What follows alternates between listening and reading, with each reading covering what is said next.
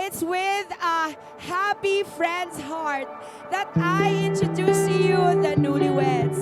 Here are the new Mr. and Mrs. Euclid and Sofia Eugenio. To my answered prayer, Sofia Loren Alano Lakayanga, today marks our 110th mansary. The Bible says in Isaiah 60 verse 22, at the right time, I, the Lord, will make it happen.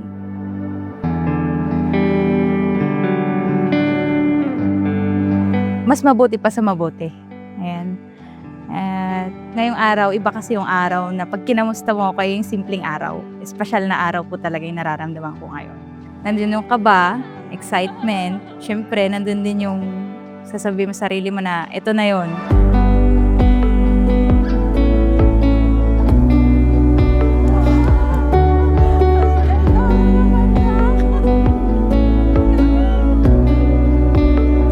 Lord, thank you for bringing us together. Today we ask for the grace to be patient with one another's weaknesses and to celebrate each other's strengths.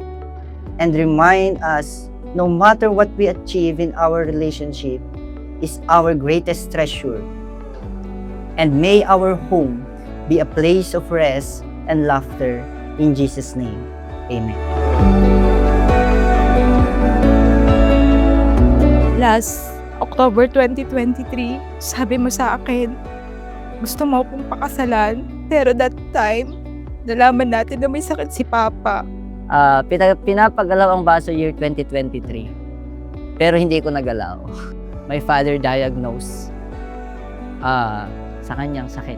Na-realize ko na itong taong to at ang lalaking to ay handa akong pakasalan sa anong bagay o pagsubok na harapin namin. Wala akong karapatang magreklamo but that time, pero pinakita ng Diyos kung gaano katatag yung relasyon natin.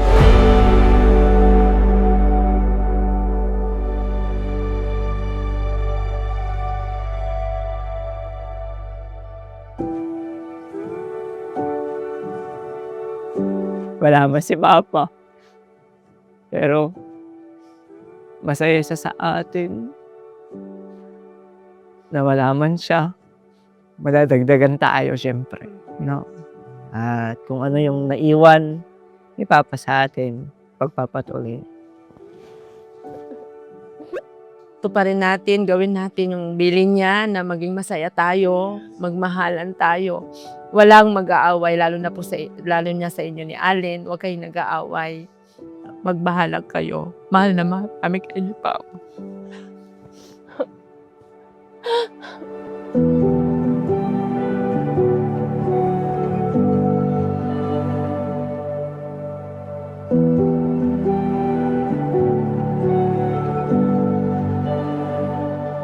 Sofia Loren, tinatanggap ba ng iyong puso si Euclid na maging tunay mong asawa upang kayong dalaway magsama sa marangal na kalagayan ng pag-aasawa ayon sa mga kautusan at kapamahalaan ng Diyos?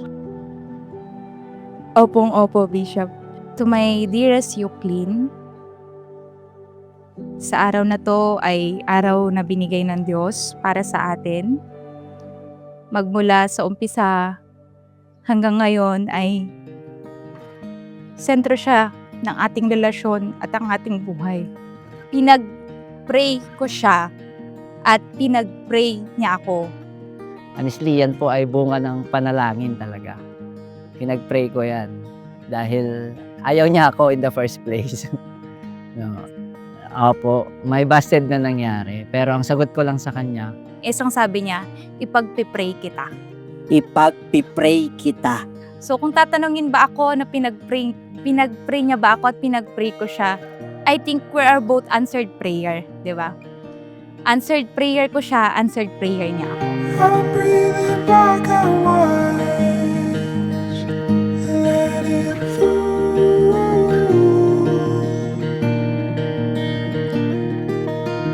Caught by your little eyes, let them Salamat sa pamilya mo na buo at tunay akong tinanggap. na may respeto at pagmamahal sa kabila ng mga pagkukulang ko. Ako po pinanghawakan ko sa family. Very close ang both side. No? Not only brothers and sister in church, but also in yung brothers and sister outside the church ay nandun pa rin. Kasama ka na, patuloy lang kayong magmahalan ni Kling. Importante yung commitment nyo na lagi lang kayong, yun nga, magmahalan at yun lang, patuloy lang kitang mamahalin. Love you. Congrats. Patuloy kayong magmahalan. At una sa lahat, may respeto ang isa't isa sa inyo. Yun lang. I love you po. Green where my red love lies. Was it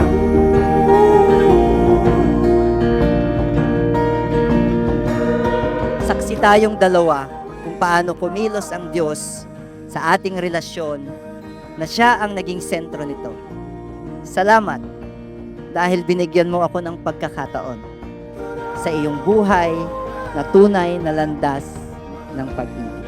Kung will ng Lord at kalooban ng Diyos, ibibigay niya ang tamang panahon. At ito yung tamang panahon para sa ating dalawa. Mahal na mahal kita, Clegg. At lagi mong tatandaan, ikaw lang sa buhay ko. Pagsisilbahan kita, mamahalin kita ng tunay, at lalo't higit ipapanalangin kita sa araw-araw.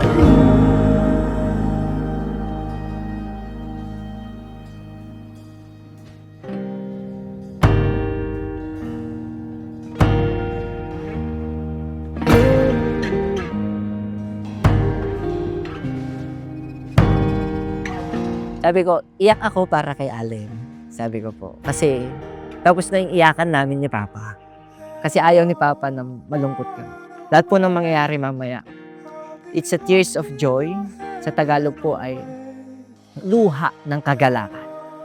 Luha ng kagalakan na madaming tinupad ang Diyos at provision ng Diyos sa amin.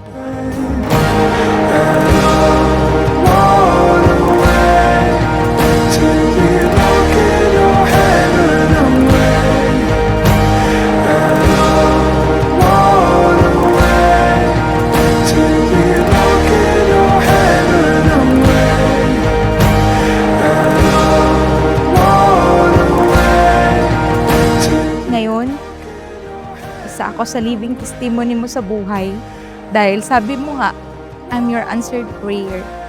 Ibinigay ako ng Diyos sa'yo sa panahong tama at naaayon sa kalooban niya. I love you very much since day one. My Sofia Loren, Alanoy at Lakayanga of our own love story. Ngayon, mas pipiling kong magmahal na may pagpapatawad, may pagpapakumbaba at may pangunawa. Ang malalim na kahulugan ng pagmamahal ay nanggagaling sa taong may mabuting hangarin. I love you.